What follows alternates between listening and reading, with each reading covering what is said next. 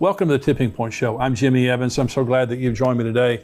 I have a teaching today called War Drums in Israel, and I want to talk to you about the news that's going on right now and what the Bible says about two wars that are about to happen in Israel. There are major wars that are prophesied, and what we have in the news today is telling us these wars are about to happen very soon.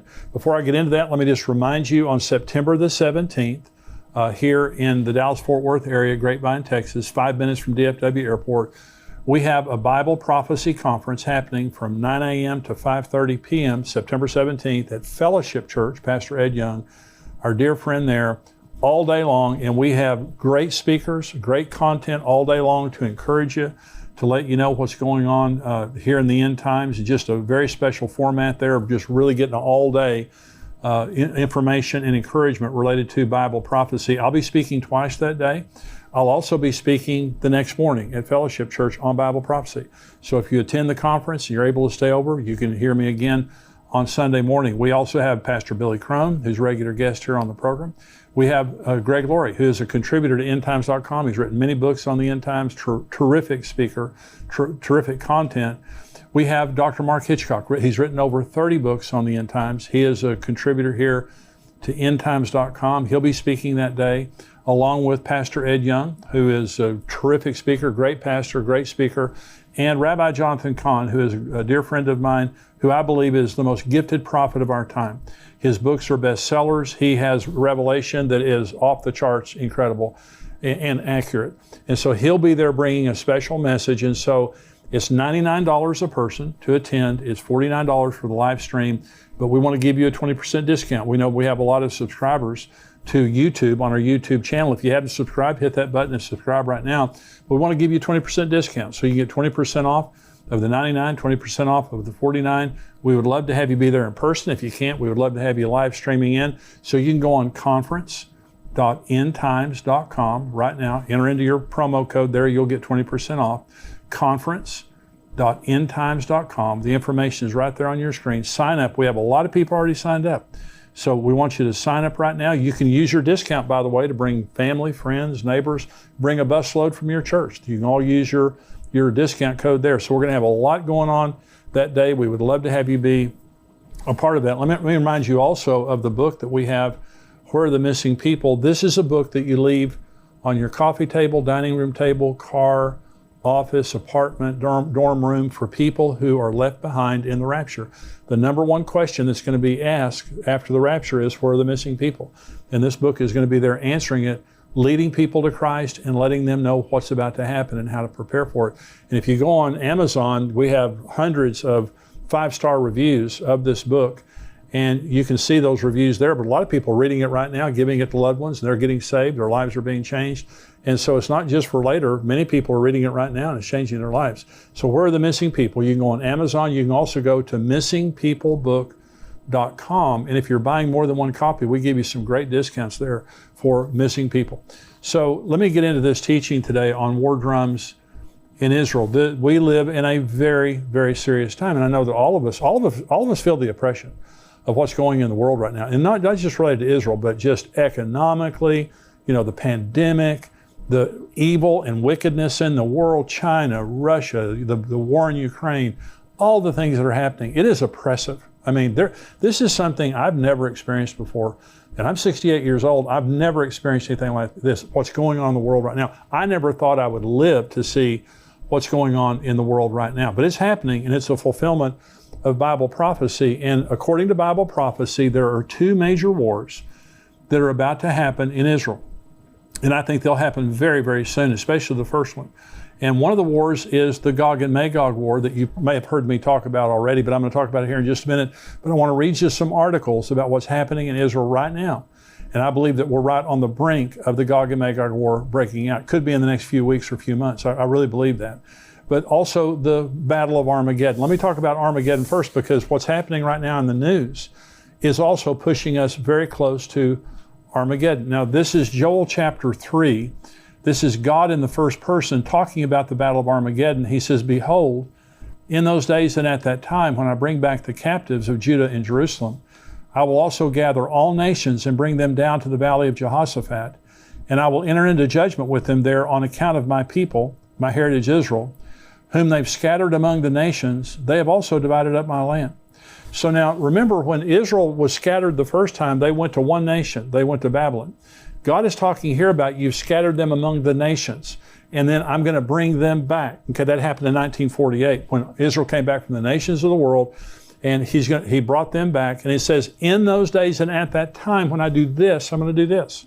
He's talking about a generation. That's what Jesus said. This generation will not pass away till all things are fulfilled. So in one generation, 1948, the Jews come back.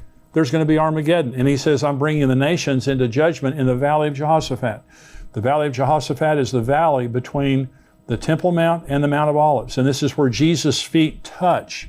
According to Zechariah 14, when he returns in the second coming, his feet will touch the Mount of Olives, and he will come and judge the nations of the world that have come against Jerusalem. This is Zechariah 12, prophesying Armageddon.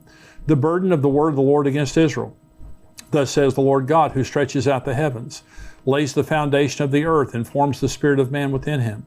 Behold, I will make Jerusalem a cup of drunkenness to all the surrounding peoples when they lay siege against Judah and Jerusalem. And it shall happen in that day that I will make Jerusalem a very heavy stone for all peoples. All who would heave it away will surely be cut in pieces, though all the nations of the earth are gathered against it. Now, God is the causal agent of Armageddon, and the city of Jerusalem is the focus.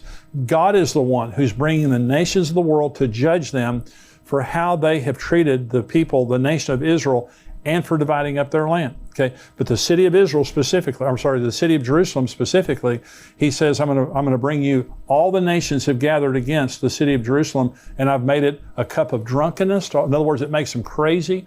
All the surrounding nations check that box, and it's a burdensome stone. No nation can solve that problem.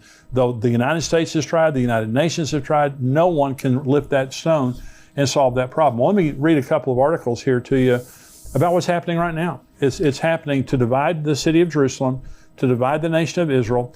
And this is from Israel 365 News. This is June the 2nd, 2022, from Adam Berkowitz. It says, Biden's State Department sidesteps Israel to open Palestinian consulate in Jerusalem. In this, let me read a little bit of this article. In a briefing on Tuesday, Ned Price, the spokesman for the Biden administration's Department of State, was asked to comment on reports that they have permanently shelved plans to reopen the consulate in eastern part of Jerusalem. Price responded that the reports were inaccurate. This is quoting him. I don't have any personal announcements to preview, Price said, prefacing his statements.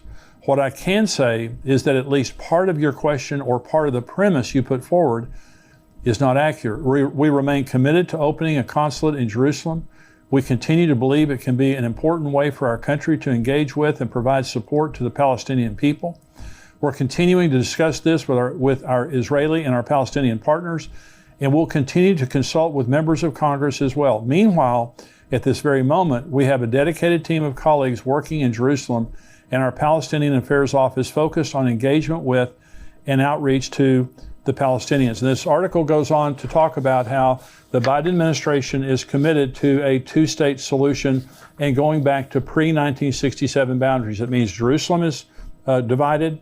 East Jerusalem goes to the Palestinians, and what they're saying is they're going to open a consulate. They're not talking to the Israelis. They're being extremely rude to the Israelis.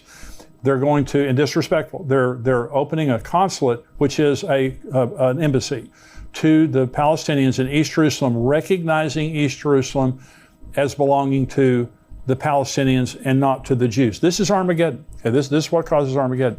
So here is an article, Israel 365 News, June 6th, again from Adam Berkowitz. Here's the title, Jews of Judea, Samaria vow 10 new Jewish settlements during Biden's visit to Israel. And so what they're saying is here that during Biden's visit, rather than honoring what he's saying, see, if the Jews give up East Jerusalem, they lose 2,000 homes for Jews. If they give up Judea and Samaria, is what the United Nations calls the West Bank. The Jews call it Judea Samaria. It's the land just there around Jerusalem, there, bordering what's called the West Bank. They lose 400,000 homes in the West Bank. The pre-1967 boundaries displace almost 10% of the Jewish population in Israel. There's 7 million Jews in Israel. 600,000 would be displaced by this. And what they're saying is when President Biden came up, they're trying to embarrass Naftali Bennett, the prime minister. And they're also trying to get back, and as a sign to President Biden, they're not giving up the West Bank. They're not giving up East Jerusalem. This is Armageddon. Armageddon is about the Jews won't give up Jerusalem. They won't give up East Jerusalem. They're not going to give up the land. They've tried this land for peace nonsense, and they don't get any peace for it. And so they're not going to give it up, but they're going to try to impose the United Nations at some point. This is what causes Armageddon. The nations of the world are going to try to force Israel to give up this land, and they're not going to do it. And so what we're seeing right now by the policies of the Biden administration is furthering Armageddon. It's going to happen, and it's happening right before our very eyes. Let me talk now about the Gog and Magog War. And so God is furious that the nations of the world, the way they're treating Israel, they're trying to divide up the land. But there's also the Gog and Magog War, that also God is the causal agent of the Gog and Magog War. And let me read you now. This is Ezekiel 38. You've probably heard me talk about this before. This is Ezekiel 38. The word of the Lord came to me, saying, Son of man, set your face against Gog of the land of Magog, the prince of Rosh, Meshech, and Tubal, and prophesy against him, and say, Thus says the Lord God, Behold, I am against you, O Gog, the prince of Rosh, Meshech, and Tubal. I will turn you around, put hooks in your jaws, and lead you out with all your army, horses and horsemen, all splendidly clothed, the great company with bucklers and shields, all of them handling swords. Persia, Ethiopia, and Libya are with them, all of them with shield and helmet. Gomer and all its troops, the house of Togarmah from the far north and all its troops. Many people are with you. Prepare yourself and be ready, you and all your armies that are gathered about you, and be a guard for them. After many days you will be visited. Listen, in the latter years, that's the last days, you will come into the land of those brought back from the sword and gathered from many people on the mountains of Israel, which had long been desolate. They were brought out of the nations, and now all of them dwell safely. So this is about to happen. So Israel's back in their land. They're very prosperous. They're safe, comparatively. They're still very safe. But this is Russia. This Ezekiel 38 is against a man called Gog, which I believe right now is Vladimir Putin. Now, if this prophecy is for later, it could be somewhere else. But it says Gog, he's the prince of Rosh, Meshech, and Tubal. Rosh is Russia, Meshech is Moscow, Tubal is Tobolsk. This is right there in Russia. And so this is Persia is Iran. When it says Gomer, Togarmah, that's Turkey. Syria is Syria. Libya is Libya. Ethiopia is what we would call Sudan today. But all these are Muslim nations with the exception of Russia, but they're all militarily aligned with Russia. And Vladimir Putin is the strongman over this entire area of the world there. So this is a regional war that's going to be fought. And so God says, I'm going to put hooks in your jaw and drag you down. The problem that we have right now is Iran. Russia's a problem for sure. Iran is the larger problem for the Israelis because they have a nuclear program, and they have been trying for a long, long period of time to get enough nuclear material for a bomb. And they're there. I mean, they are there, either a day or a week away, or days or weeks away from getting it. But many believe, and I believe, they already have enough nuclear material for a bomb. They need a detonator. They need a missile, which they also have. But they're at the final stages of putting this together. Now, Israel has been conducting for the last month. They just finished a huge, massive drill called Chariots of Fire. And this is practicing bombing Iran and practicing defending all their borders when they get finished bombing Iran. Because they know once they bomb Iran, all heck's going to break loose. And so remember, there's going to be a provocation. God says, I'm going to put hooks in your jaw. I'm going to draw you down to the mountains of Israel. Well, Russia, Iran, Syria, and Turkey are already on the northern border of Israel right now with weapons, ready to attack. And so Israel's bombing in Syria almost every day, Iranian installations there, and Iran is there to build a force, to build a base right on the northern border where they can invade Israel. They're just looking for the opportunity. Well, so this is an article from the Jerusalem Post, and it says, this is June 2nd, Israel sends submarine warships to Red Sea in signal to Iran. It says, in a signal to Iran, an Israeli Navy sent an advanced Dolphin-class submarine and 2 warships for an extensive training excursion into the Red Sea as parts of Chariots of Fire, the Israeli Defense Forces' months-long war simulation that will end this week. And so it talks about, in this article, let me just read you the very end of this article. It says, Chariots of Fire simulated an all-out war on many fronts and was aimed at strengthening the country's defenses and the resilience of its home front, as well as increasing the effectiveness of communication between various corps and commands. The exercise involved nearly every branch of the Israeli Defense Force, including the ground forces, Air Force, Navy, logistics, intelligence, technology, and more. Well, this is a massive drill that took a month that is including every branch of the military. It's bringing them all together, helping them to communicate so they can bomb Iran and so they can protect their nation afterwards. Because in my opinion, this is the hook that once Israel bombs Iran, it provokes Russia. Russia's already provoked, but it provokes Russia, Turkey, Iran, Syria, all these nations, and this could be the fulfillment of that. I mean, by the way, and so let me just read you these other articles and I'll talk about it. This is from Yahoo News, June the 2nd, this year. This could be the next big war that grips the entire world. Now look at that title there. The ongoing war between Israel and Iran across the Middle East came out of the shadows and into the open long ago, but now, on the back of several suspected Israeli attacks inside Iran itself, the deadly contest threatens to escalate, possibly beyond the region. Last week, several quadcopter drones smashed into a suspected Iranian nuclear research and drone facility at Parchin, killing one engineer. Mere days before, 2 assassins on motorbikes shot dead an Iranian military colonel in the heart of Tehran. In February, several drones hit an Iranian unmanned aerial vehicle, UAV, base in the west of the country at Kermanshah. Although never officially taking responsibility, various subtle hints by Israeli officials and media reports have left little doubt as to the provenance of these attacks. Now listen to the rest of this article, because this is very important. This is all part of what the Israeli government, just under a year in power, has come to describe as the Octopus Doctrine, a new and risky expansion of its campaign against Iran's military and nuclear capability, the Octopus Doctrine. If in years past Israel did hit inside Iran, it was done covertly, usually through spies and cyber attacks, and almost always targeted Iranian nuclear scientists and facilities. For almost a decade, too, Israel made no secrets of its campaign of airstrikes, primarily inside Syria, against Iranian allied militias and weapons shipments. But now, Israeli officials openly describe a new defensive strategy, as one termed it in the Daily Beast, aimed at the head of the octopus in Iran, and not just his tentacles across the region in places like Syria, Lebanon, Gaza, and Iraq. One more paragraph here. For many years, the Iranian regime has carried out terrorism against Israel and the region via proxies. But for some reason, the head of the octopus, Iran itself, has enjoyed immunity. Israeli Prime Minister Naftali Bennett said in a speech on Sunday, the era of immunity for the Iranian regime is over. Now, that's some very serious rhetoric. And what they're saying is their doctrine, the Octopus Doctrine, kept saying, cut off the tentacles, hit them in Syria, quadcopter their nuclear facilities, send viruses into their computers, kill their scientists, and all those kind of things. And now what they're saying is, no, we're going to chop off the head of the octopus. That's a very different strategy, and it goes along with the chariots of fire. By the way, the chariots of fire exercise, that looks back to Elijah. Isn't that interesting? That Elijah, I believe, will be one of the 2 witnesses in Israel, and so he could already be in Israel right now, but I just think it's very interesting. This is an article from the Times of Israel from the United Nations, and they're saying Iran not providing credible answers on material at undeclared sites. Well, Iran's been lying to everybody forever, and so they shouldn't be surprised by that, but they have found uranium traces at 3 different facilities that weren't supposed to have uranium.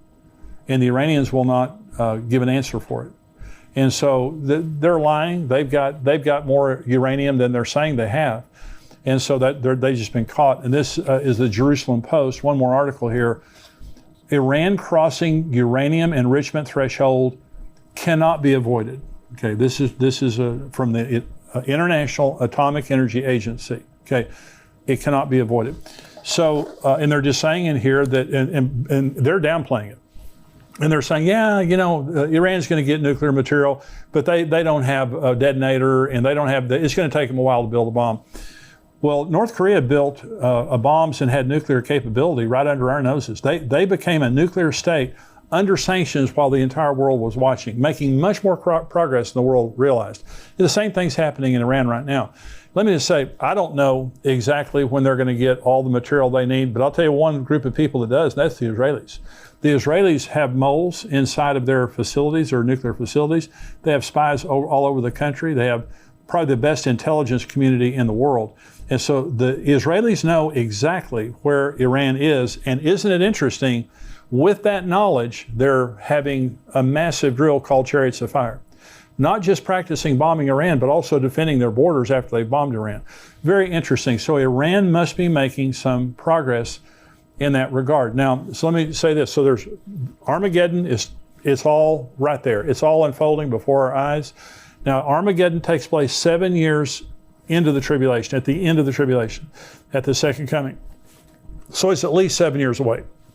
If Rosh Hashanah, if the battle of Gog and Magog happened right now. Now, if you have heard me teach for very long on the end times, you know that I believe that the rapture some year will happen at Rosh Hashanah.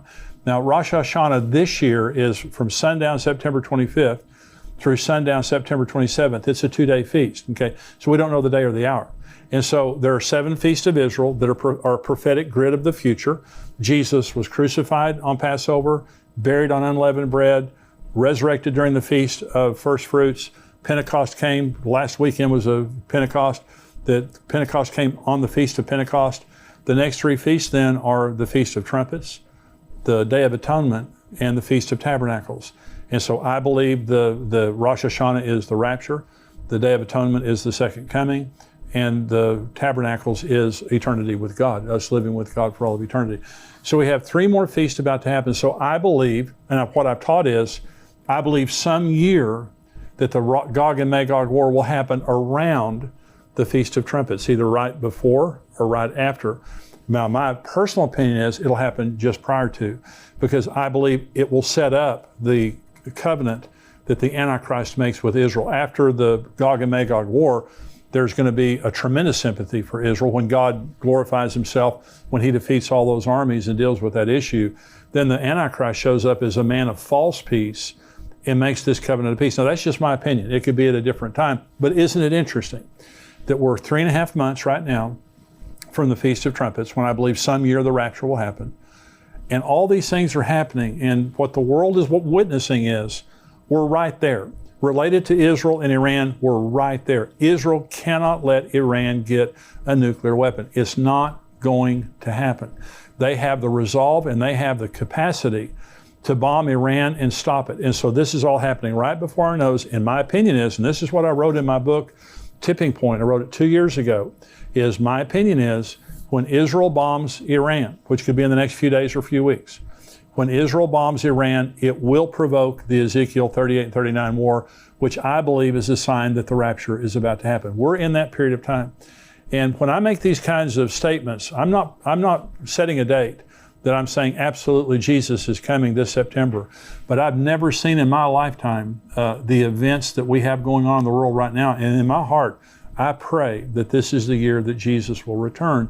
And all the signs of the times are there. And I'm just reading the signs of the times. And so I hope that this has been a blessing to you today. If you're watching on YouTube, I just want to say thank you for joining me. I hope you'll become a subscriber to endtimes.com. We have articles and videos that come out all week long.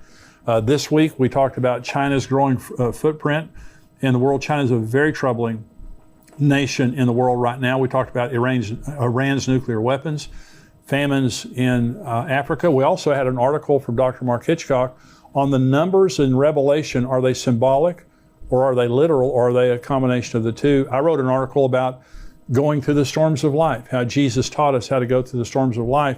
We also had a video that was released today by Dr. Mark Hitchcock that was talking about the World Forum that was just held in Davos, that they're talking about tracking us and tracking our carbon footprint because they're talking about global warming. And he did an article, a video, talking about how that could be used by the Antichrist to ultimately control us. And so we have all kinds of articles and videos, plus we have the full Tipping Point show that only our subscribers get. I want you to become a subscriber to endtimes.com, $7 a month, $77 a year. You get the full Tipping Point show. I'm about to answer questions. In the rest of this podcast, I'm going to answer questions, lots of questions from our subscribers. And want you to be a part of that. But subscribe, $7 a month, $77 a year. We'd love to have you be a subscriber to endtimes.com. And if you're watching on YouTube, be sure and subscribe to this channel so you know every time we have something that comes out. God bless you. I'll see you next time. Goodbye. I want to thank you for watching this Tipping Point clip, and I want you to subscribe to the channel. I want you, if you're not a subscriber, go ahead and click subscribe there. And thank you for watching and subscribing. I want you to join our Tipping Point community at endtimes.com. For $7 a month, you can subscribe, and you have a 7-day free trial. So if you just want to check it out for 7 days, go on endtimes.com, check us out for 7 days, but I can promise you, you're going to love the content. You're going to be getting the Tipping Point show, the full show, every single week, as well as articles and video content from great teachers like Greg Laurie and Mark Hitchcock, and of course myself. Be sure to subscribe to be notified when we release more videos like this. God bless you.